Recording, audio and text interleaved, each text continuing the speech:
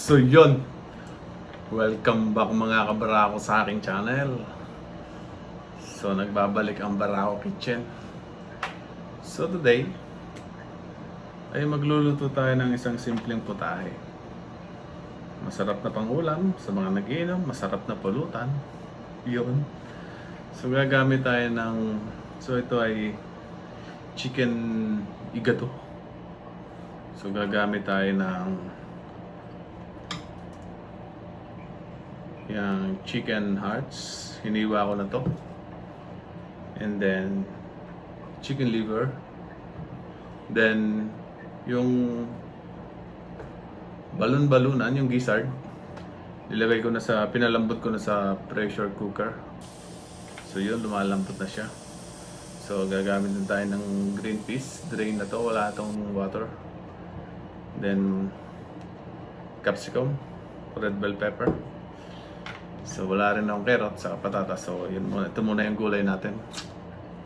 And then meron tayong garlic, onions, salt and pepper, and then yung ating laurel, and then suka and toyo, vinegar and soy sauce.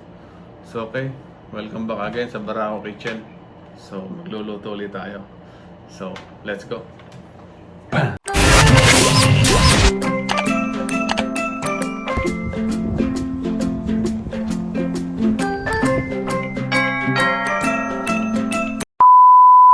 So yun, magpainit lang po tayo ng pan na may mantika, and then ilagay na natin yung ating chicken liver. So ipiprito po natin yan. Both sides po. Kailangan po natin na luto yan para po masarap siyang kainin. Hindi siya malansa. Kasi pag hindi luto, malansa yan. So lutuin natin. Ayos, okay.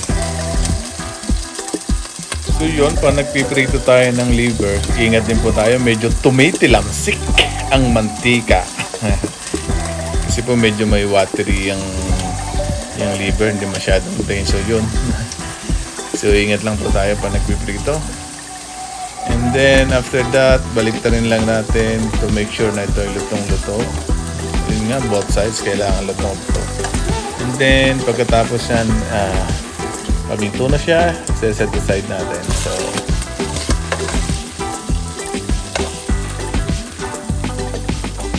So yun, pagkalinis natin ng pan, lagay na natin yung ulit yung mantika, painitin, then ilagay natin yung garlic. So golden brown natin yung garlic. Hintay natin mag golden brown. Lutuin lang natin ng konti sa medium heat para hindi masyadong masunog. So after nyan, ilalagay naman natin yung ating onions. So yun, yung ating onions iluluto din natin. Ika-caramelize natin yung onions para lumabas yung sweetness ng onions. At yan, pagkatapos nyan, ay saka natin ilalagay yung hearts. Sandali lang, lutuin natin muna.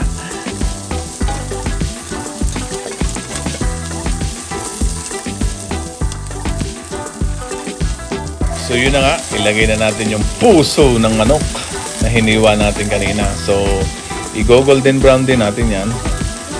And then, so hintayin lang natin ng konti, mga ilang minutes, isutay-sutay lang natin siya.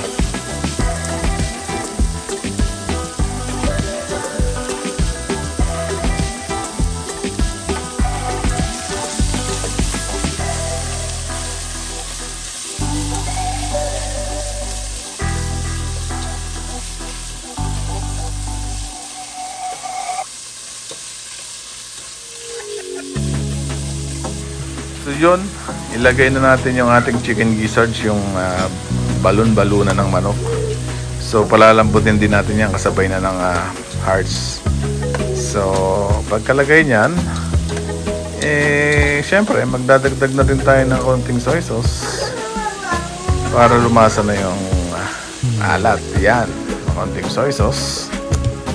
And then pagkatapos ng konting soy sauce, lalagyan naman natin konting vinegar. Ayan. So haluin lang natin siya. Pakuluin ng konti. Ayan.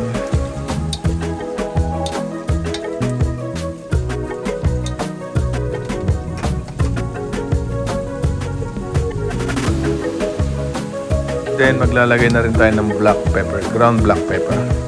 para lumasa na rin yung kumagat na yung taste ng pepper sa ating niluluto. Ilagay na natin.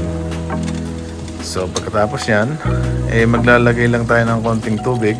Lalagay natin ng tubig. Tapos pakukuluan, and then pag kakulo niyan, kailangan na takloban syempre. At palalambutin natin ng ilang minuto yan. Siguro mga 15 to 25 minutes palalambutin natin yan, okay? So yun, after few minutes, medyo malambot na yung ating karne. Magdadagdag na rin tayo ng ating nilutong chicken liver.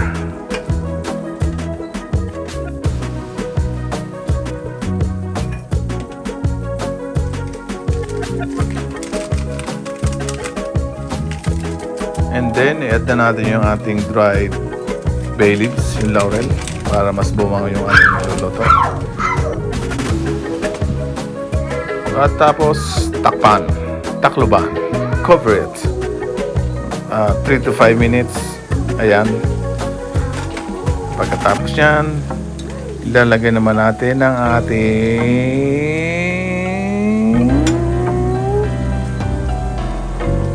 green peas. Yung ating green peas, green peas. Yan. And kanyan. So, yun. Tapos lalagay na rin natin yung ating bell pepper. Then, tatakpan na natin yan. 3 to 5 minutes. Okay na yan.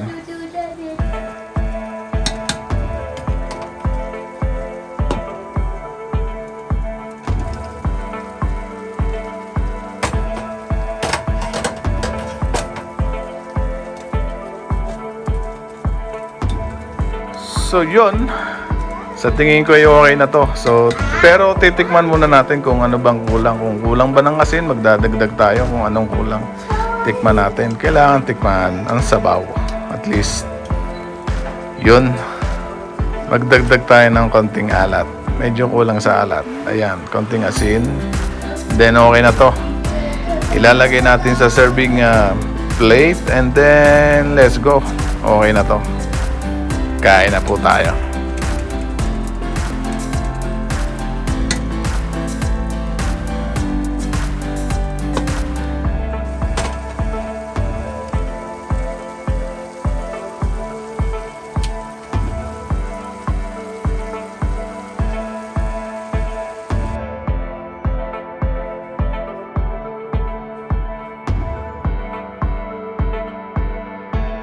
So yun, mga kabarako, luto na nga yung ating ulam. Ayan. Ang version ni Barako ng chicken Igado. So yun, kanya-kanyang version nga tayo sinasabi ko. So ito naman yung version ko. So yun. So titikman natin syempre. Tikim lang tayo. Si Barako ngayon hindi na nagmumukbang, puro tikim. Titikman natin, may kanin ako syempre. Hindi pwedeng walang kanin dito. Kasi hindi naman tayo nagsashot. Hindi na tayo umiinom. So, kanin na lang. Ito, masarap itong pamulutan. Sigurado. So, titikman natin. Mga kabarako.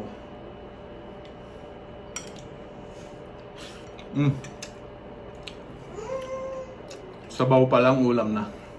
Nandun yung vinegary taste niya, and then yung saltiness gawa nung soy sauce, and then yung salt.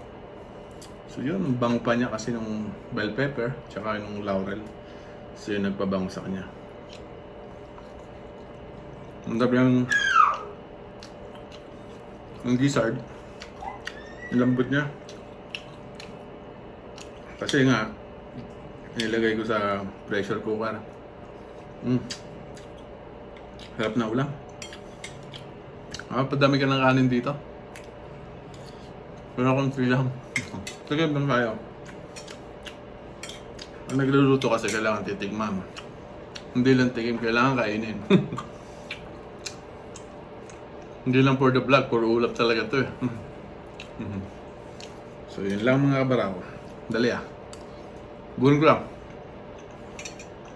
Harap eh. Mati na tayo.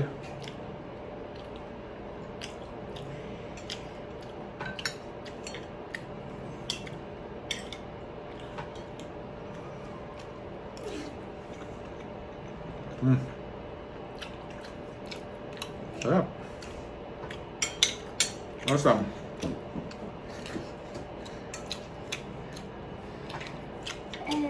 Beef.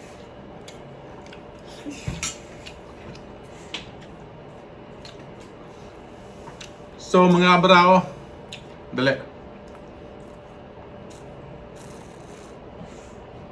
Maraming salamat po sa mga nanood. Sa mga bago po dito sa aking channel, meron tayong Barako Kitchen. So nagluluto tayo ng konti, yung mga alam natin na konting lutuin. At sa may mga gustong ipaluto, mag-comments down below. Comment lang kayo, tatry natin lutuin yan. Tatry natin. So, thank you guys again for watching. Please don't forget to subscribe, like, and ring the bell. Peace out.